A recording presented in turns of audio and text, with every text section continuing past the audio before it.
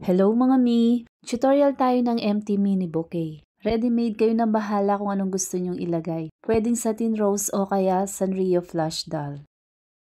Ang cute nito. Bali ganito natin itutupi yung isang wrapper. Kung isang klase lang ng wrapper ang gagamitin mo, isa lang ang magagamit. May sobra pang konti. Yan ganyan ko tinupi mga mi, tapos gugupitin natin. Bale yung isang wrapper magiging siyam. Gamit ako dyan ng dalawang kulay ng wrapper. Parehas lang yan ng cut ng ginawa ko kanina. Bale 5 piraso ng kulay violet at 3 piraso naman sa kulay pink. Diba yung isang wrapper siya mang magiging hati? Pero 8 lang ang gagamitin natin. Gumamit lang ako ng konting styro mga mi. Pagkatapos binalutan ko lang ng matigas na papel. Lagyan mo muna ng glue yung styro bago mo balutan ng papel. Start na tayo sa wrapping mga mi. Yung unang wrapper ganito itutupi. Pagkatapos nilagyan ko lang ng tape mga mi. Saka ko na inilagay.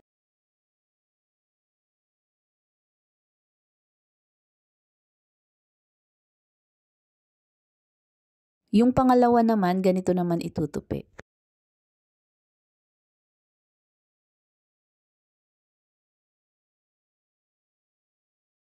Okay lang na may lukot siyang ganyan mga mi. Pag nilagyan na yan ng laman, hindi na yan makikita. Yung pangatlong wrapper, ganito naman ang fold. Tapos ilalagay naman sa gilid.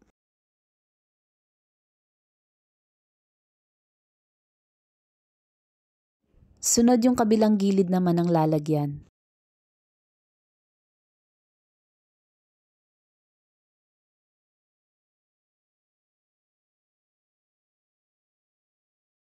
Naglagay din ako ng snow dot gauze.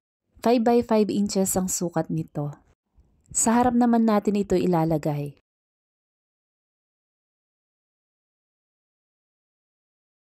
Sunod babalutan na natin yung base natin.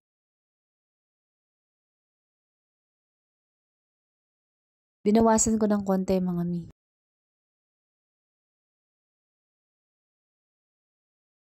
Ganito naman yung likod niya. Mas maganda kung gagamit kayo ng dalawang kulay ng wrapper para dito mga mi. Mas maganda siyang tignan. Ganito siya itutupi. Pagkatapos lalagyan lang ng tape.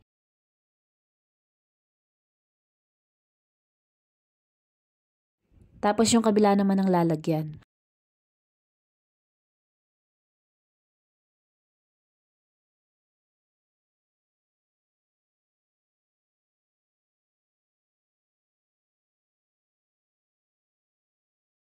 Yung huling wrapper, hatiin lang natin sa 4.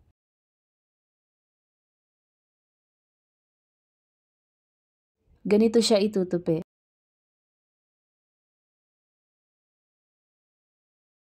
Ilalagay natin sa baba sa bandang gilid.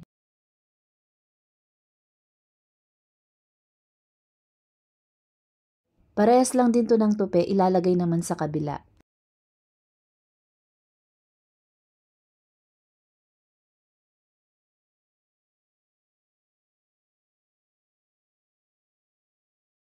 Yung dalawang natirang wrapper, binawasan ko ng konti.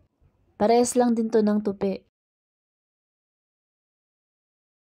Sa gilid pa rin ilalagay mga mi.